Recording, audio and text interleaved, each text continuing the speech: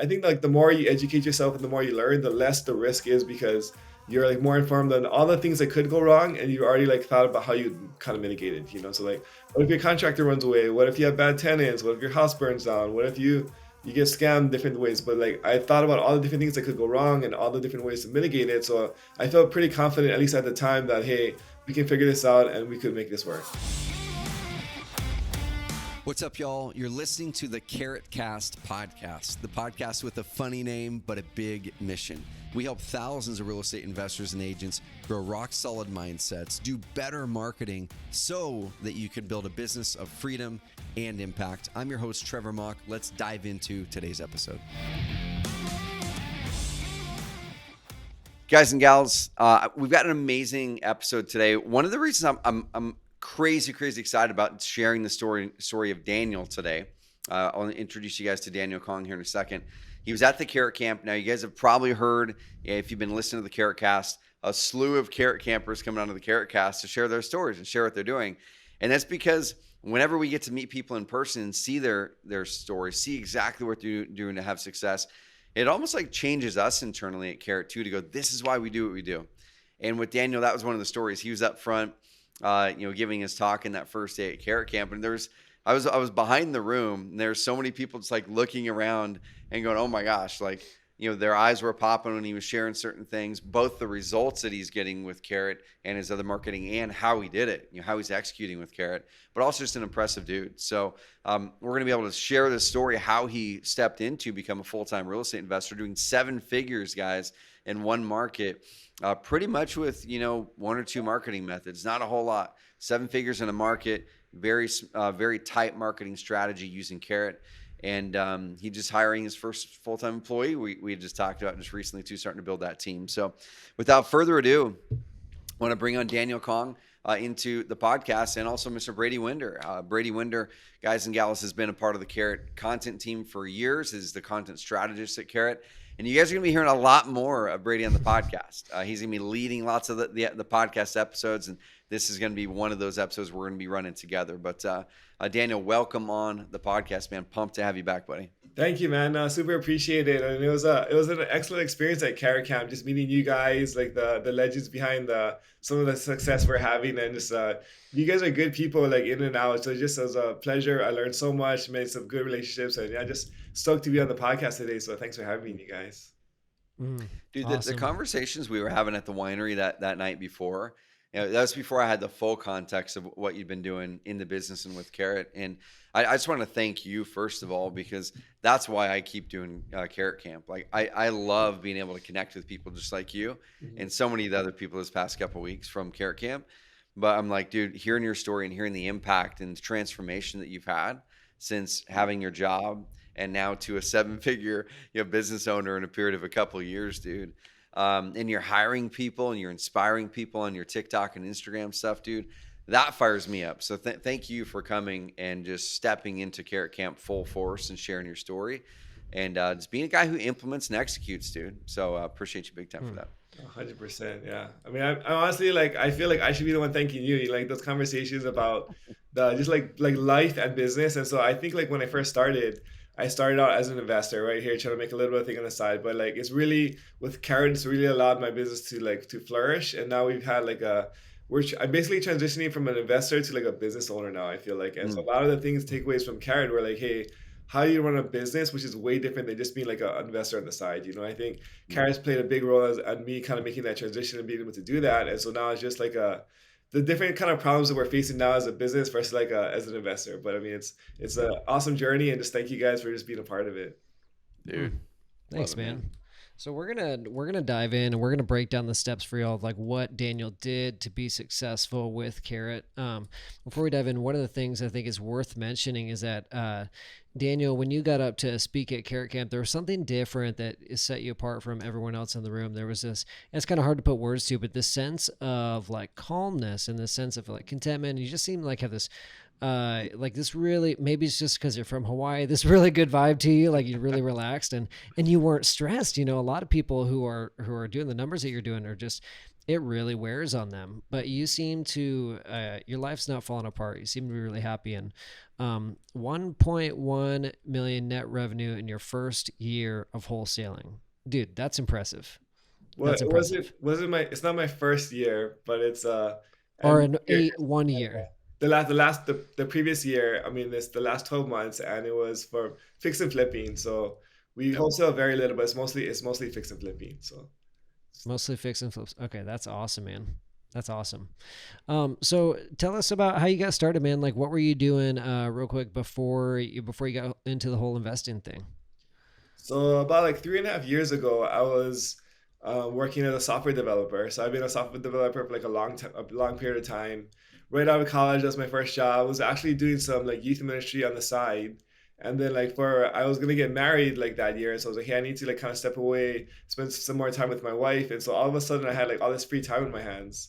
And so a friend randomly gave me the book Rich Dad Poor Dad, and then I read it, and it's like the blue pill, red pill kind of thing, right? Like my eyes open to like, oh, like this idea of passive income and real estate. I was like, oh, this is like amazing. So brand new rookie, knew like absolutely nothing about real estate, nothing about business, nothing about sales. Just like, hey, this sounds, let's just try it out, you know. So just started consuming a lot of content. Just basically took all my free time, like, and just started learning, educating, and just kind of diving into it. A huge, bigger like pockets fan, and just their books and stuff, and just like reading a lot of things, and I dove into it just head first, like in the very beginning.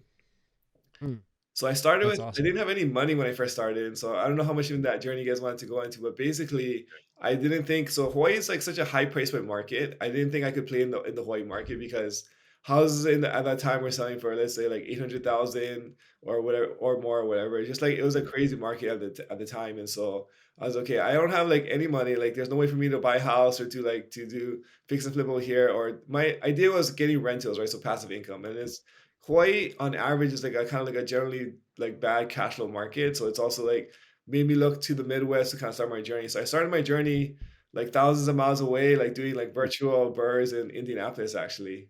Really? Hmm. Yeah.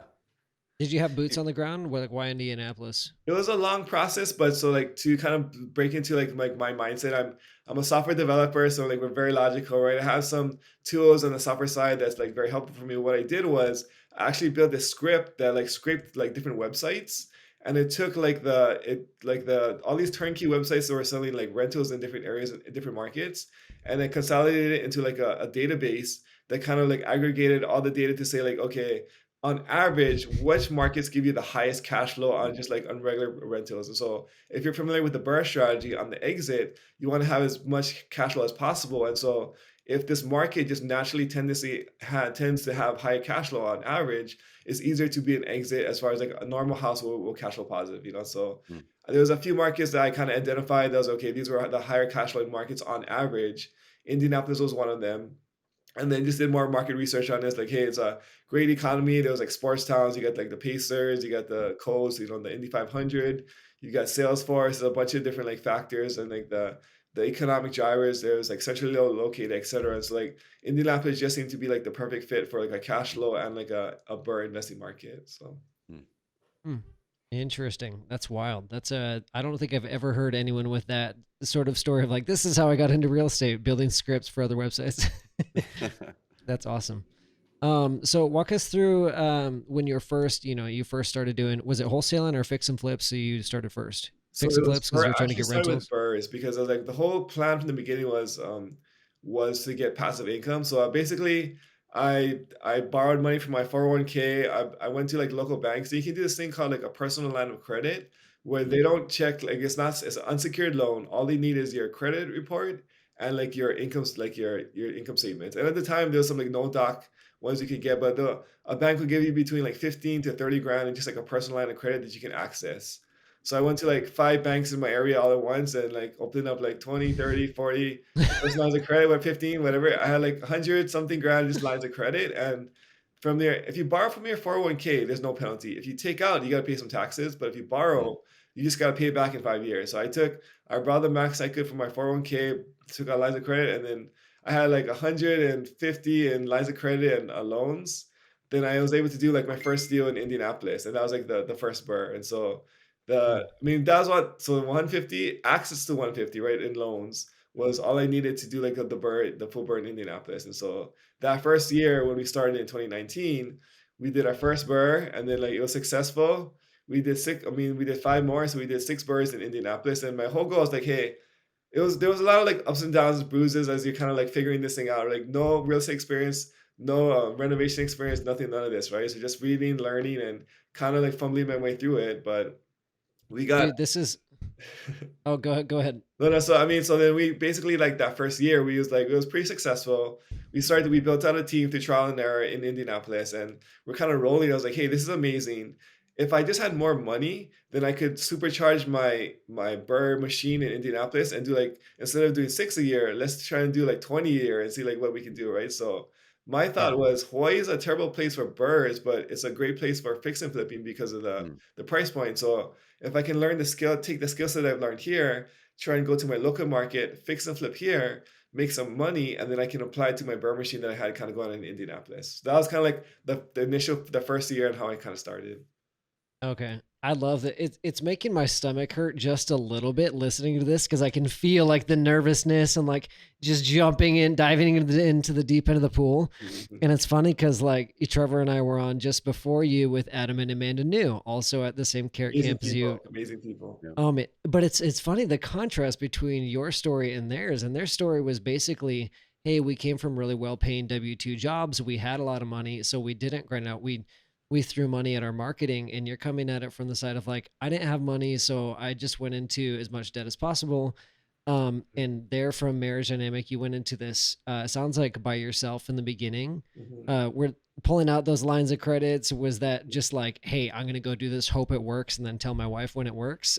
You know, it's Is funny. I was that actually like, it was a little struggle in the beginning because I had like zero real estate experience, right? So like I was, it's might seem like I might not know what I was doing, which I kind of did and kind of didn't, but so my wife was super against it. So it took a lot of convincing. We were actually dating at the time, so then it was kind of like she was like, "You're gonna lose okay? all your money like in real estate." I was like, "No," but I was reading so much and learning, and there were other guys who were doing it successfully. So I kind of just basically modeled kind of like their template of what they did, Mm. like so like I think like the more you educate yourself and the more you learn, the less the risk is because you're like more informed on all the things that could go wrong and you already like thought about how you kind of mitigate it, so like what Mhm. if your contractor runs away, what if you have bad tenants, what if your house burns down, what if you get scammed different ways, but like I thought about all the different things that could go wrong and all the different ways to mitigate it, so I felt pretty confident at least at the time that hey, we can figure this out and we could make this work, so Mm. Daniel, Okay, so one thing that I think is really important as well. I want to toss out here for everyone listening is from the start. Because you read Rich Dad Poor Dad, which is a lot based on hey, let's build up that rental portfolio mhm, and build the what I call evergreen income. Right? yeah, yeah, You have hamster wheel income or transactional income. Then you have evergreen. You have hamster wheel marketing. You have evergreen marketing. mhm, And you did it intentionally from the start mhm, to build up that evergreen income, mhm, right? And so what happens with a lot of wholesalers and flippers oftentimes and real estate agents as well is we see the income opportunity for flipping, wholesaling, or being an agent, but we see the transactional opportunity. We don't really have oftentimes that next vision of what are we doing with the mhm, transactional income I'm making so mhm, I can put it into something that's evergreen. So if I wanted to in 10 years, I could step off of this transactional, hamster wheel business, or I could hire someone to run that because yeah, now the portfolio is bringing in the cash flow that I'm looking for. And so that's really, really insightful that you did that. And I want everyone to listen to this to go like, what is your guys' end game, right? If you're a wholesaler, a flipper, or an agent, what is the end game with it? What are you doing with that cash? Now you could just build an amazing business that does 2 million a year, a million a year, half a million a year, mhm, and that's great income and you like doing the craft of the work. mhm, Amazing. That's a great outcome. mhm, As long as you're okay with that being your job for forever until you build a team to do it or you build the evergreen income. But a lot of us have that bigger vision. So, guys, latch into what he said there. What is the vision after flipping, wholesaling, and being an agent? Or how do you make it so as you're growing, you can buy back that time? We'll talk about that probably towards the end of this call, how Daniel has started to shift his mindset towards buying back the time now that he's got the income. But mm. awesome work focusing on the end game in mind first. So you're doing the burrs. At what point did carrot come into the picture and why? Like, how'd you stumble upon the vegetable website builder? So it's like when you look at the Indianapolis market, it's a stark contrast from the Hawaii market where the every day in my inbox I get like 10 wholesalers, hey, sending me deals, slinging deals, hey, do you want to buy this deal from me? And so like the deals were relatively plentiful, right, on the in the Indian land market. But then in Hawaii, it's like a very different market where there's no wholesalers in Hawaii, and then the price points are high. The deals are few and far between, but they're usually like a lot bigger deals. And so when I was thinking like, hey, I'm just gonna fix and flip in Hawaii and like the exact same thing to that I was in Indy, and then I can empower my Burr machine over there. The biggest challenge in the very beginning was like, how do I get a deal in Hawaii?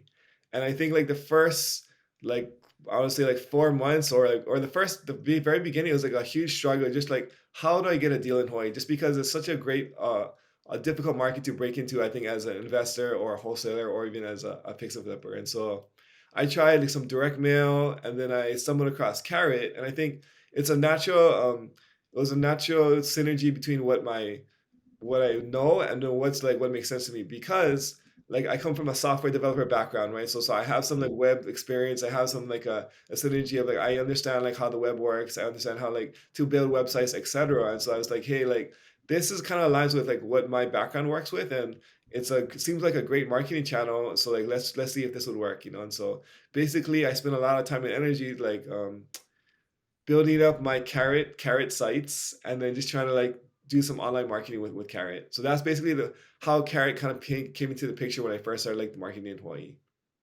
Mm. Was there any, so you mentioned you were going into this with not a lot of money, and there are cheaper solutions out there, as far as websites, but were there any hesitations or like any concerns when you were getting started, getting your website set up? I mean, when I Or first started, I think there was like two or three other like kind of like big names that people were like talking about as far as like investor like websites, but I mean, Karen is like super reasonable. I mean, it's like $100 a month, or I mean, like when you're saying price, like, whether it's 100 or like 150, it really doesn't matter. Like I mean, like it's the value that you bring for your website, and it's not just for marketing; it's like your credibility. Because I talked to a lot. Actually, it's funny. I talked to some other investors, and they're like, I talked to a seller and they're like, "Do you have a website?" And I was like, "No, I don't have a website. Like, why should I have a website?" But it's like it's a no-brainer. Like, if a carrot website will instantly give you instant credibility, you can put your picture on there or whatever, or have your company. And so, like, why not just have like, and it's so cheap. Like, like really, I don't know what it is. Like, honestly, it's like $80 or like $100 something just to have that instant credibility. It's so worth it to just have like a web presence. I think no matter where you are, if you're gonna do marketing online or not, so. But basically, it was kind of like a toss up, like for the few ones that were available. I just Carrot was like a little bit better than the other guys at the time, and so I just went with Carrot, and I'm so happy that I did, So That's awesome. So, correct me if I'm wrong, but when you were at Carrot Camp, you were saying that it was about 80% of the leads or the deals that you had mhm. closed were coming from through Carrot. Were those through SEO? It's a combination of SEO and PPC. So when I first started actually in the my first journey of Carrot, when I launched my first like few Carrot sites, just trying to see which ones would stick, etc. I mean, like you're not gonna rank anywhere for SEO, I think in the very beginning, right? So it's gonna take a little while for you to kind of climb those rankings. And so I basically put some money into PPC to try and like just appear in the search the Google searches for we buy houses or sell my house fast. And so like that's actually when I got my first deal or my first few deals from that PVC like section. So And guys, Okay. and that's what we teach. And so what Daniel's doing here is he's executing the game plan, right? He's executing it perfectly because just like Daniel said, the SEO side does take some time. Now, Daniel does have a background in tech, but he doesn't have a background in SEO as far as I know. And so he learned that through our process, our training, and then used our tools. But we have so many other people like the news mhm. do not have a background in tech at all, or Brian Rockwell, school teacher, never not a Yeah, techie. yeah. You don't have to be a techie. That did give Daniel a little bit of advantage, probably just because he could pick things up and work with software faster. But guys, start with the Google pay per click, no matter what market you're in general, Mhm. because you can end up getting those leads and deals quickly while you're building that SEO. Yeah. And in a bit, well, it'd be really cool too to dive in a little bit in detail. You had mentioned a second ago. You said, "Hey, I started launching carrot sites." Mhm. Now, there's a strategy Daniel's using. I'm going to give you guys a little cliffhanger. We'll come back to it, where he has a number of carrot sites with different, essentially different people running those sites to really cater towards the different avatars in the Hawaii market. And he's doing really, really great with those. So we'll show you guys how can you really corner your market in the search rankings with multiple carrot sites if you want to too. But cliffhanger, we'll come back to that in a little bit. Let's talk about expectations. Like you signed up for Carrot. You signed up for Carrot because you wanted leads. You wanted leads in Hawaii. Mm-hmm. What were you, and you knew you needed to do some PPC, like supplement with paid marketing in the beginning. Mhm. What kind of leads were you expecting? Were you expecting anything right out of the gates, or did you know how much work you needed to put in? Honestly, like I was so green, like I knew absolutely nothing, so I had like no expectations. I was just like, let's just see what I mean. This it makes sense, like the just a general concept of it. Hey, like I use Google all the time, so I feel like if you're trying to sell your house, if I was trying to sell my house, I would use Google, you know. So like the Yep.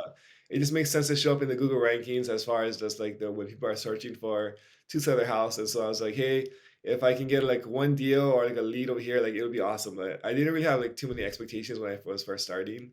And I had like a relatively small budget too as well. So like we were actually did got very lucky in our burrs in Indianapolis where we did some like full burrs where we actually able to pull out cash from our refinances to actually have like a little bit of seed money for like, some marketing efforts. And I still had my full-time job at the same time, right? So like it wasn't like I'm like poor. And I had like a very low rent, but I mean like I'm not the I mean I'm not like I didn't have much money saved, but I had like a little bit of money to spend on PPC, like you know. And so I think Mhm. in the beginning, I was like also just like I like to learn and I like to like learn new things, and so I just kind of deep dove into PPC and Mm. SEO from like the start. Just YouTube University, you know, watching some of like probably the Carrot tutorials and just reading the different things and just trying to learn as much as I could myself to kind of do it myself in the beginning because I didn't have the funds to pay for like a PPC manager or to pay for like an SEO manager. Mhm. And even if I did pay for somebody, I wouldn't know what I was paying for or what they were kind of giving me, you know. So in the Mm. beginning. So that's such a good point because a lot of people will say, "Well, shoot, I've never done this before. Mhm, You know, can I have success with it too?"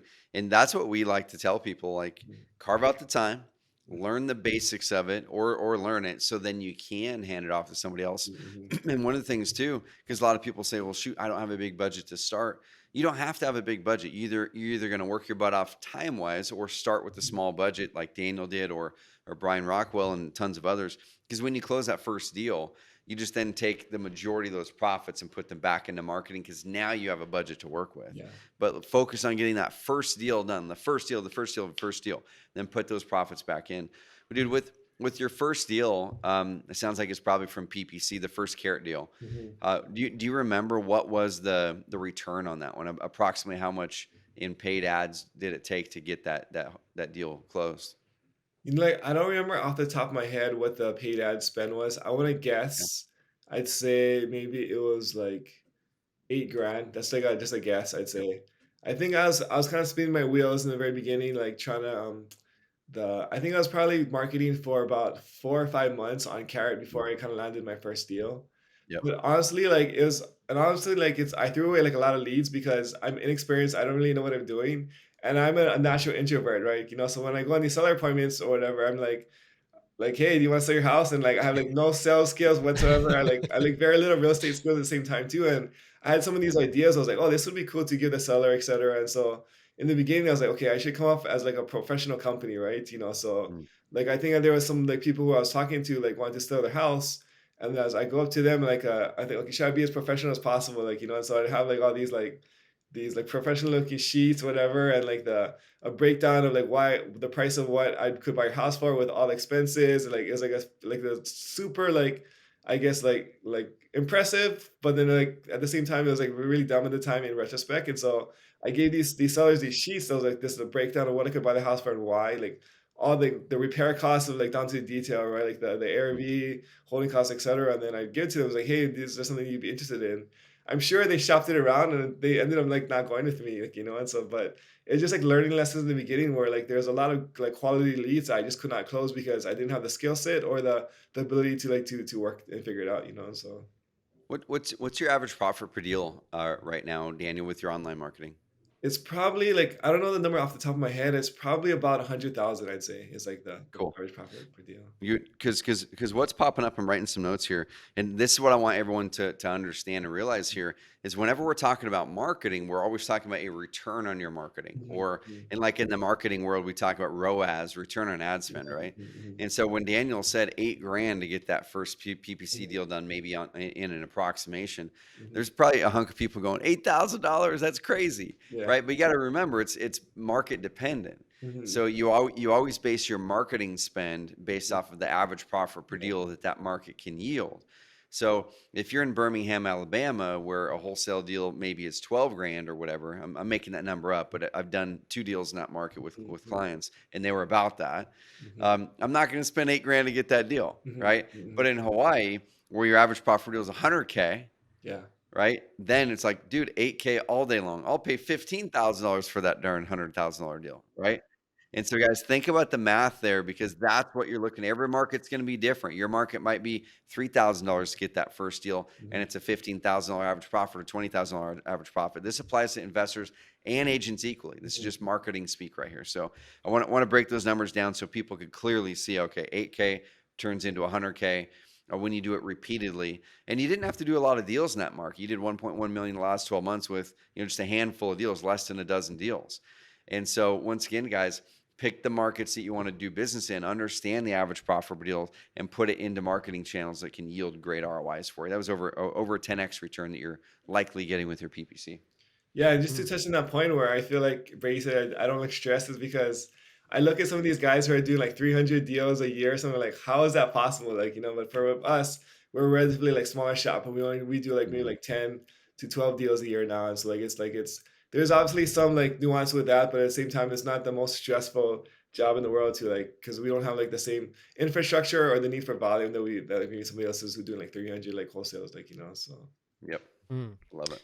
So let's dive into the SEO side of things, because I think people are really curious about, like, if whether they're on like a few hours a week time budget, or whether they just got laid off and they got 80 hours a week to invest in their SEO. Like, let's kind of break down the basic steps you took. Is like, did you have a goal? Was it just the goal of like, I want to rank in Google as fast as possible? Or was it like, okay, I'm going to do this? Let's kind of break it down. You're talking about the SEO side. Yeah, like SEO, where did you start? I mean, because SEO is overwhelming for Mhm, people. I mhm, mean, it's mhm. like, oh, I got to put out content. I got to do Yeah, blog posts, which Carrot yeah, helps with a lot of that. yeah. But it's like backlinks. There's a million things you could do. So how did you even like stay focused and decide what to do in the first, let's just say the first month? What were you working on in SEO? I think like the first month was just learning and just like educating myself. So like it just I'm a big believer in like I think just so actually I didn't start my SEO till like later. Like so I just did PPC and I was put the carrot site on top and I just kind of let the carrot site do its magic and carrot is like very good just naturally ranking at SEO I think and so I think just by just putting the carrot site on the web it was like I was already on like page 4 or 5 in my market or whatever. So like just by naturally just being in on a carrot site, like I think like for certain keywords you already just naturally rank, which is like also very cool. But I think so like after like I got some like I think I was focusing on PPC in the beginning. And then when I made the shift to like, hey, let's put some more time and energy and effort into the SEO side, it just began with like a lot of learning, a lot of like reading blog posts, Facebook groups, etc. Just like trying to learn as much as I can as far as like what actually drives the SEO. And so like from like my limited research or like the things I came with like a bunch of different like I guess like tangible tactics that I was actually personally use. And so one of them was just I just bought a bunch of domains and just put a bunch of carrot sites up them and just like rank just I bought like I don't know like I want to say like 10 or 15 carrot sites and just like let's just see which ones do better like and just like the just like rank or whatever and so I just like was like tweaking like different ones like try this one with this one try something with another one. I also was like I was buying backlinks from I think like Upwork or Fiverr where they'll put like backlinks to your site for you so there's kind of so SEO comes in two parts, right? There's on-page SEO and there's off-page SEO. So the on-page optimization is can you make your page look the most like attractive to Google for these specific keywords? And there's a lot of like different like nuance to that. And I think Carrot naturally has a good way of as far as just like keyword density. You guys got like phrases like the linking between the pages, a whole bunch of things of the structure, like the indexing, the whole bunch of things that naturally Carrot does by default that you don't even have to mess with, and you already kind of like see some like some results. Hmm. The Hmm. other side is like So there's the SEO side where there's like you just want to rank in Google, but there's also the conversion side where it's like just because you're ranking in Google doesn't mean people are gonna submit on your website, right? So there's like a balance where you want to rank high in Google, but you also want to have like a website that converts well, where people are drawn, they'll stay on your page, and they also want to actually submit something. And so sometimes it's conflicting where the conversion is slightly different than the SEO because you can't just put like a ton of all the main keywords all over your page because it's not gonna like flow right or whatever, right? For like a seller or someone who's like actually genuinely looking for your thing. So it's a balance between like, hey, let's put enough SEO magic on my page, but also make this page as high converting as possible. And so that was kind of like the main thing for the on page stuff. And we can dive into like some of the more nuanced part of that if you want to. But then there's also the off page stuff, which is like the backlinking and your credibility and those other kinds of things. And so kind of the combination of those two is like basically where I was kind of like I was working. And so I think in the beginning I just try to make my page as pretty as possible or my different pages as pretty as possible. And then just started sending backlinks to like all of them and then kind of went from there. I mean, I don't know how deep you want me to dive in the rabbit hole as far as like the SEO side. Well, so Dude, we're let's kind of touch on the multiple sites part. I was just logging into your account, and I Mhm, was I was bringing up a few sites, and this would be cool for the YouTube crew watching this. mhm, If you're cool with it, Brady, I'm gonna do a quick little screen share for the YouTube crew because go there for are it. those questions that people have is like why would you do multiple sites?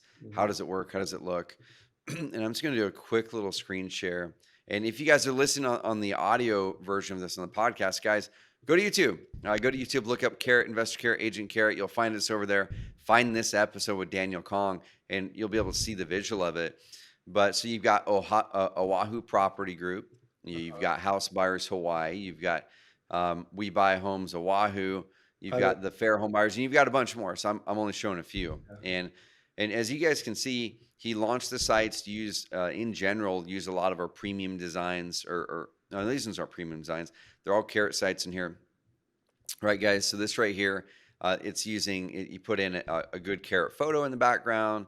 This here's Lenny, and why don't you kind of talk about this, buddy? Because that was one really cool thing that you walked through is in the Hawaii market. It's very specific to the avatar of the different types of the cultures that are in that area. So Mhm. walk through kind of what you did with the multiple sites with the different avatars in that market.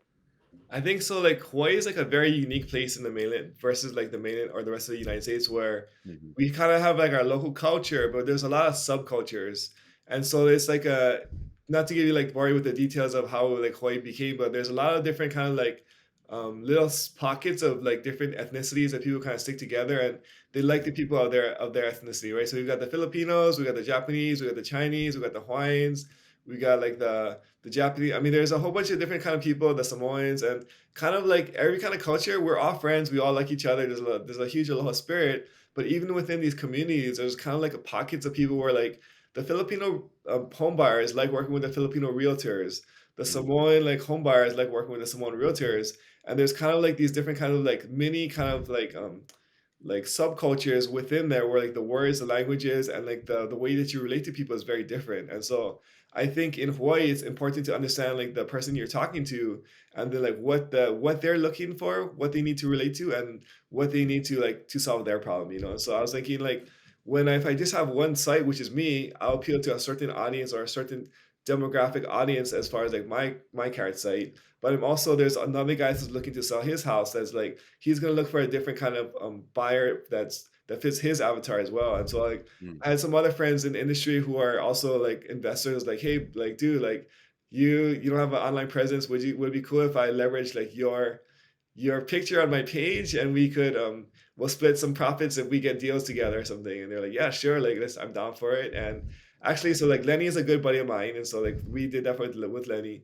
Some of the other pictures that you'll see on the websites are just like they're like you can just buy like these photos of like families or whatever from like just Google or whatever. And so I just put like random families on some of my pages that's like just from it's like from the you know you can buy like images of just whatever. And so they're just local image families and I just put them on like different sites and then just to kind of get like a different branding across like the different pages that we're kind of using. So that's basically the thought is just be as specific or niche as you can to each avatar. And there's like a better chance I think of them reaching out to your site over somebody else's. So That's like One, one of the one, one most. thing that it does with it too is when you guys do that, it can increase the conversion rate of your website when it's Mhm. more hyper focused into an Mhm. avatar. And so if you guys are looking at or asking the question like why would someone have multiple sites, Mhm. we don't traditionally say to launch 10 sites in one market. Mhm. But if your market, number one, here's a reason to do it is if you want to own multiple search results in page one in Google Mhm. for that same market, you launch different sites.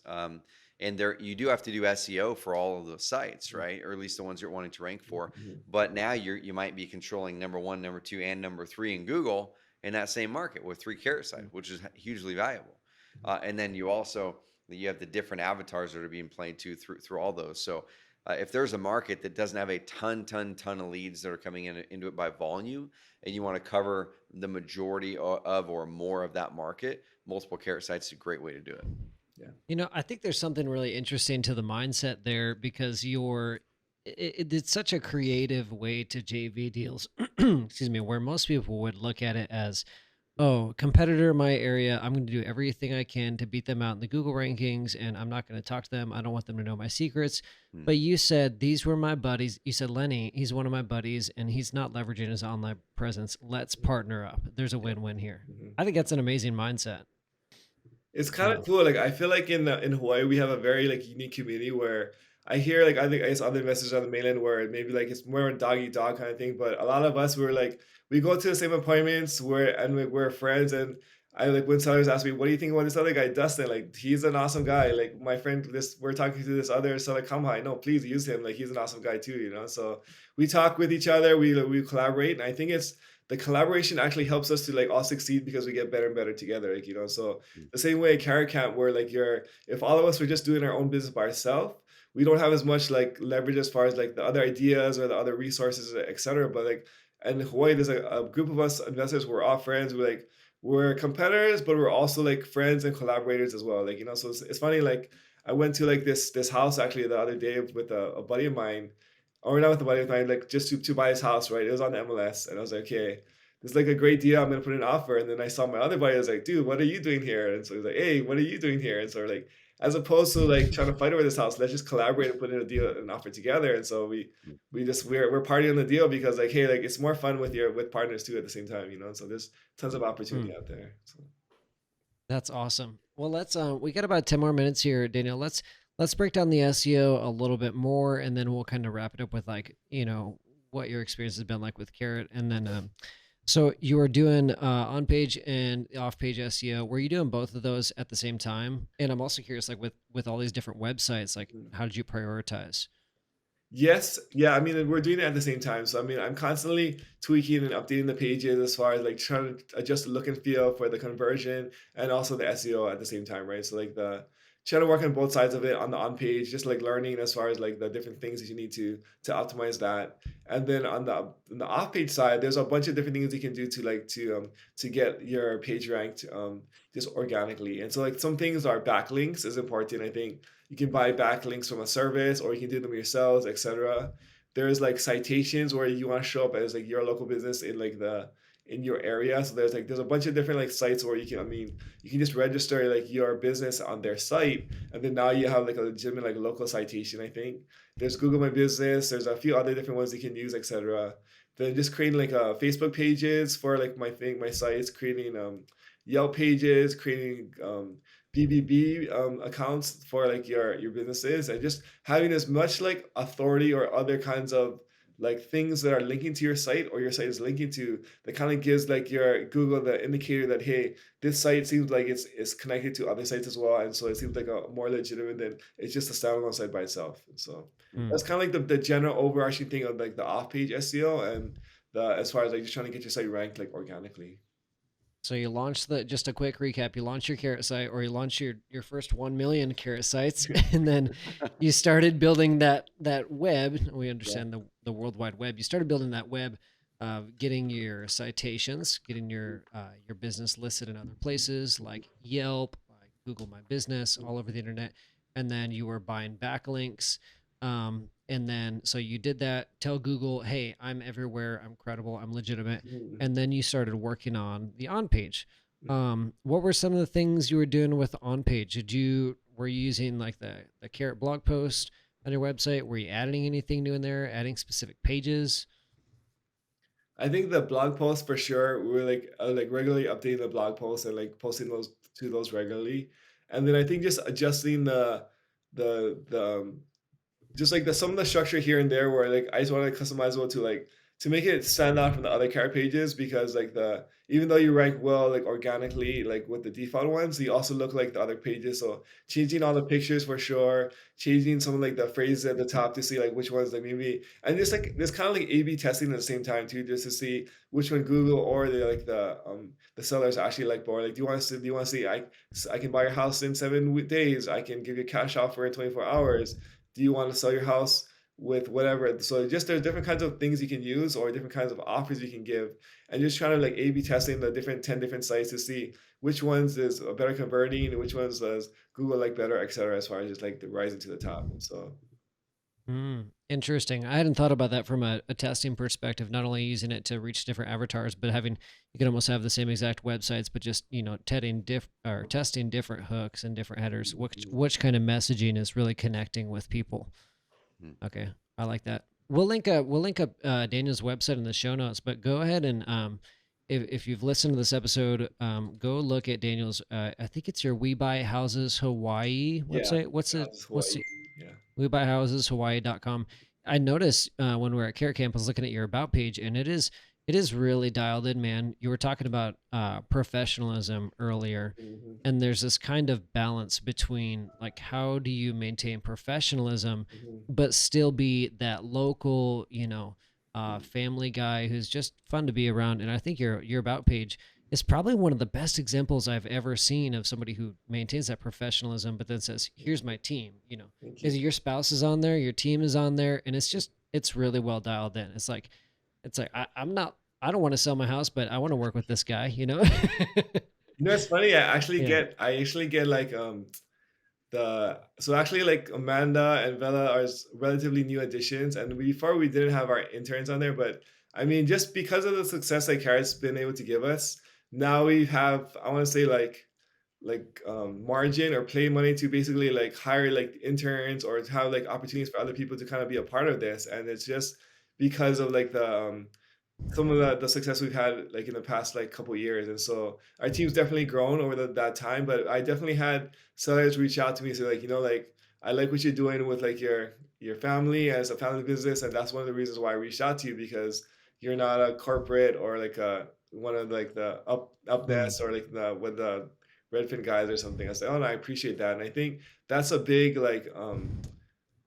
competitive advantage you have in your market where you might not be on the first ranking or the most be able to like be the biggest guy on the block, but then if you can relate to people on a more personal level or on a more the like yeah, I mean basically on a personal level, then people are more willing to work with you or they want to work with you. And it's kind of funny because the we've experienced that too in our business where we've talked to other investors that actually offered our sellers more money, but then they actually decided to go with us for whatever reason. I think just because maybe we were local or we were able to connect with them or their avatar better than like other people were too, like and so that's It's cool. probably because you're on Carrot. That's probably the only reason. They said, Uh, "Hey, we noticed you had a Carrot website," so But then, I'm just like kidding. to be fair, like a lot of my friends are in Carrot too, and so like the that's I mean Yeah, because we're going to the same some of the same appointments, and it's like they're having a lot of success too because they're also using Carrot as well, yeah. like so there's more than enough to go around, and like we don't we're not trying to win every deal that we come across. There's like we want to share and we want to like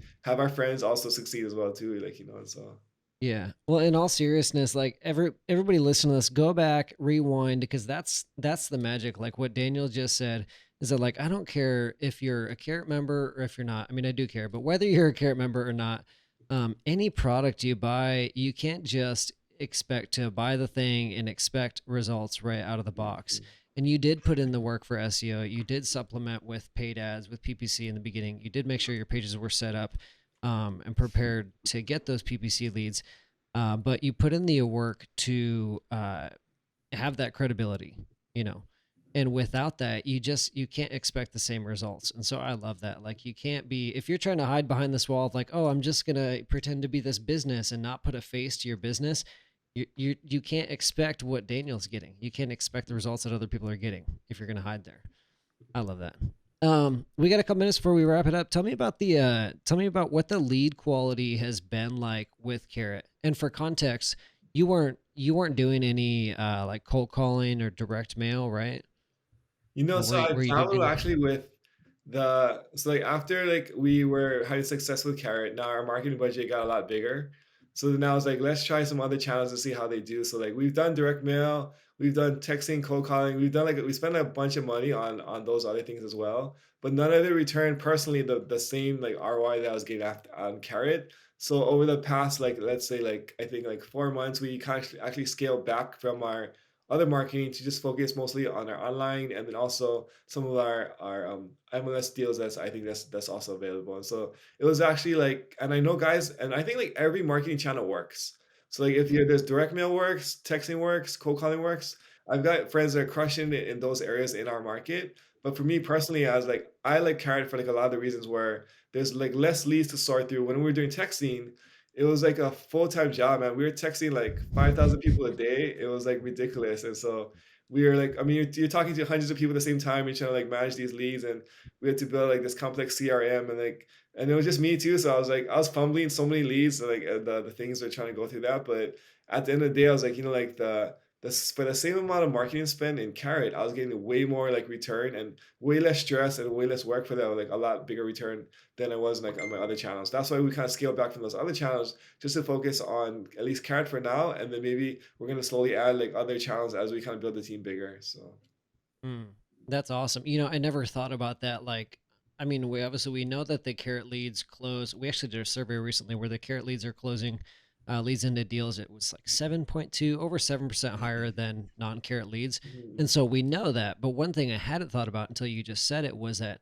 even with texting, you know, even if there are some quality, quote unquote, quality leads in there, you're getting so many, you're inundated, you're having to sift through them. mhm, If you're not sifting through the 40 leads you just paid good money for, you're going to miss the good one. And yeah, so, yeah. yeah, that's interesting. And So what's it And like? on the other side of that too, like what Daniel was saying, let's say you do sift through the 40 leads. Well, who's going to do it, right? And Yeah. in order to get a deal, it might be 40 to 60 leads of direct mail to get a deal. Someone's got to call those people or talk to them. It's either going to Hmm. be you at dinner time or bedtime with your kids or 8 gazillion of those, or it's going to be someone that you hire. And so that's one of the cool things about the evergreen marketing mhm, is you can, like you were saying, Brady, it's 7 times higher lead to close ratio. So mhm, 7x higher lead to close ratio, guys and gals. And that means your business changes at that point. Like the structure of your business fundamentally changes by your marketing. The structure of your business fundamentally changes by your marketing. If you have a lot of low quality leads, you have to have employees, big systems to sift through all the crap. If you have a lot of high quality leads, you have less systems, less overhead in order to do that. So, dude, that insight right there is magic, and I want people to lock into that. or even like to like even further your point, I'd say like if I'd rather have like versus like a lot of low quality leads, I just have like a few high quality leads because that Mm, makes your life even easier. Right? Like I don't want a lot of high quality leads. I just want a few high quality leads because that's all you need to kind of like make your business run. And just the less, I mean, like exactly what you're saying is like it's just less overhead, less stress when you're dealing with less people, and then there's a big difference I think in the lead quality where you're reaching out to them and chasing somebody else versus like they're reaching out and chasing you, right? It's like the direction of like the conversation is different versus like, hey, are you interested, or hey, I'm interested, like how can I help you, kind of thing, you know. So mm, that's what we like about the carrot experience. love it. Maybe I totally misheard you, but did you say party? Like, were you comparing it to a party when you started that? No, I'm not No, sure. take that as a no. Oh man, that's so funny. Like the whole time you're describing that, I thought you said party, and I'm imagining like a party with 100 people, like who aren't your closest friends, who you're trying to get out of your way to connect with. And I thought it was this really deep analogy, like versus a party with your 5 friends, and they're really high quality. And That's a great anyways, analogy though. That's a great analogy. we might have to start using that one. I was like, oh man, Daniel's so smart. I'm like, I'll take credit for it though, definitely. there we go. So what's the we'll wrap it up here in a sec. What's the lead quality difference like Mhm. when you get on the phone with them? Or I guess what's the motivation like versus these evergreen leads from SEO, PPC versus someone who's, you know, a text lead or direct mail? Mhm. I mean, it's night and day, I think. On average, the lead quality from like an inbound channel like with Carrot is like it's gonna be a lot more excellent because there's already motivation, they've already expressed interest that they want to sell their house. So then it's like you're just trying to sift through and see like are we a good fit to work together? Versus like the other quality is you gotta check and see like do they even want to sell their house? Do I need to convince them that they need to sell their house?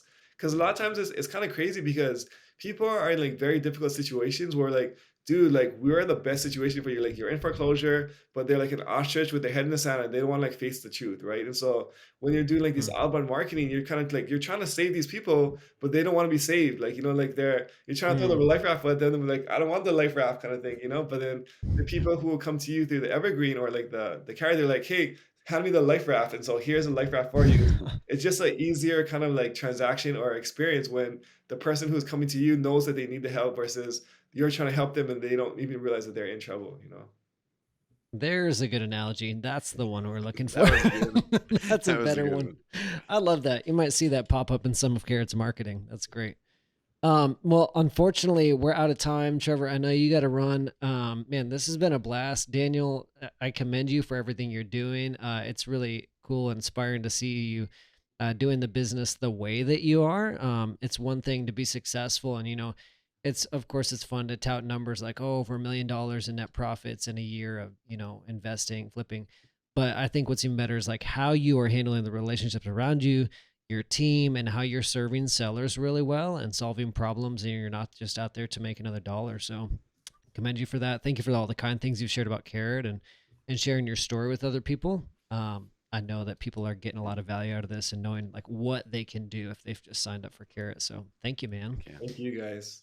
No, and I Yeah. just want to say thank you again, just because, like, really, like your guys, the opportunity, and the product you guys put out, and just the quality that you guys give, really supercharged my investing career, and honestly changed my life. And so, like, I can't say enough nice things about you guys, and like, thank you guys so much for just the opportunity and that you give me and my family, and also like hopefully give it to the other families as well. So Dude, that makes me smile right there, buddy. So I appreciate you big time. Next time I head back to Hawaii, I want to get over to Oahu this time because hit we me. always go to Maui or we went to Kauai this last time. So we need to check out Oahu. I'd love to hang out with you and see your stomping grounds, buddy. No, I 100, appreciate you please, big time. please, you or Brady, come visit, man. We'd love Yeah, to have you.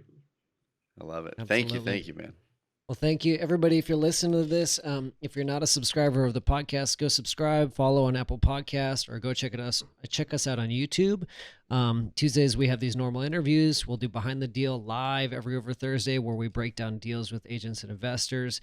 And on Thursdays, don't forget to listen to Trevor's Truck Talks, where we talk about mindset and kind of that behind the scenes journey with Trevor as the CEO of Carrot.